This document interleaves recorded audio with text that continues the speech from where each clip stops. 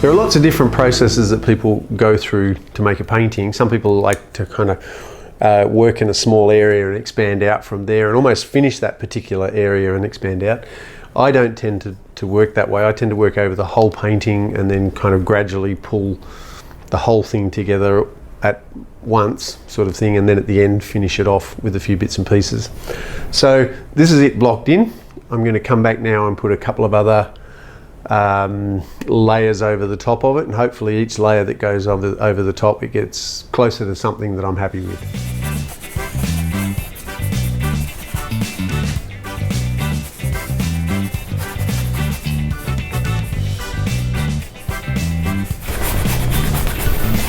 I'm using Free Flow, a Chroma paint for this because it's fantastic for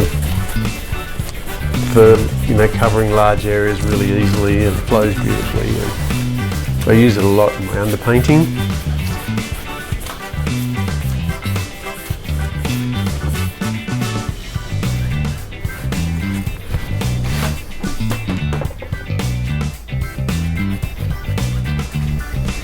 If you're having trouble blending in the sky, for example, try and run your brush strokes off at an angle like that, so that if you get any suggestion of the gradation being a little broken up, it looks like it could be, you know, high cloud somewhere in the background there.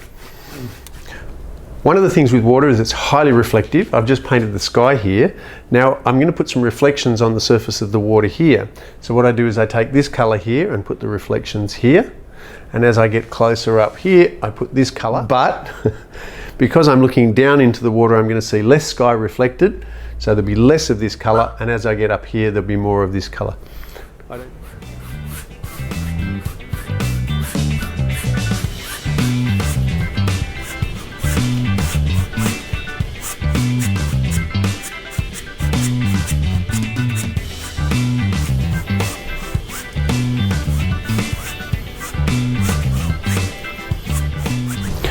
When you're painting coral or coral underwater, sometimes it's daunting because there seems to be so much detail there.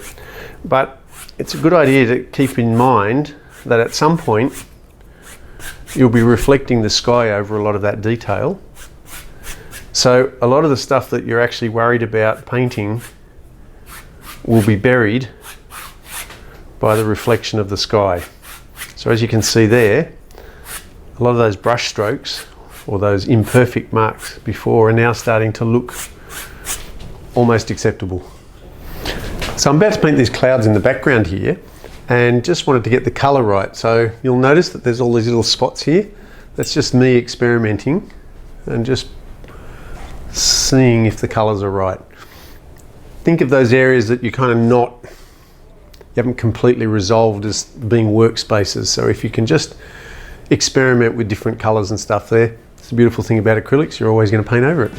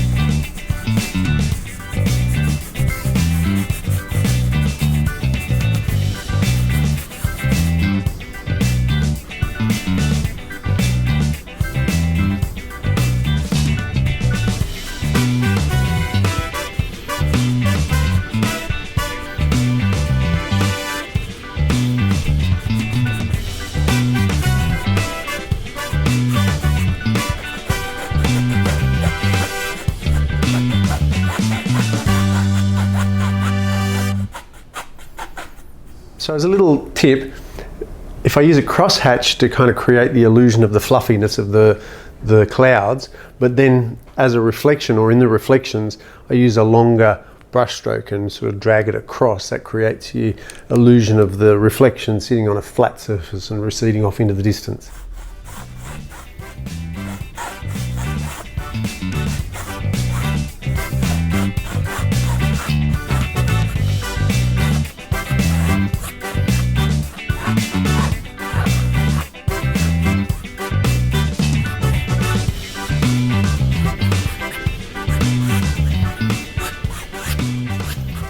So I want to create the illusion of this water having a bit more clarity and sort of enhance those little ripples and things there. So I've mixed some phthalo green and some phthalo blue together and thinned it right out. As you can see, it's quite thin. And I'm just going to, on the back side of each of those ripples, just drag that through there strategically. And it should, in theory, raise up some of those ripples and create the illusion of transparency. As I get further up the picture, they'll be flatter and thinner, like that.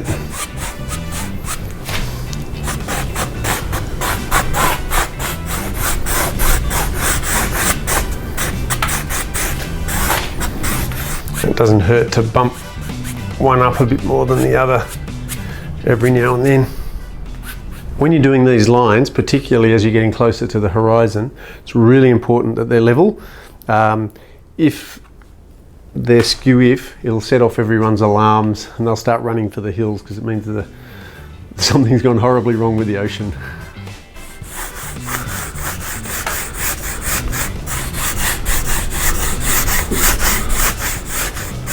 To further the illusion of this receding off into the distance, I want this to obviously reflect the sky, but as it comes down here I want to reflect the sky less, and an easy way of doing that is to mix up a glaze or a thin bit of colour and just lightly go over the reflections on the surface of the water down here and fade it back as you get up there, and it'll create the illusion of looking down into the water.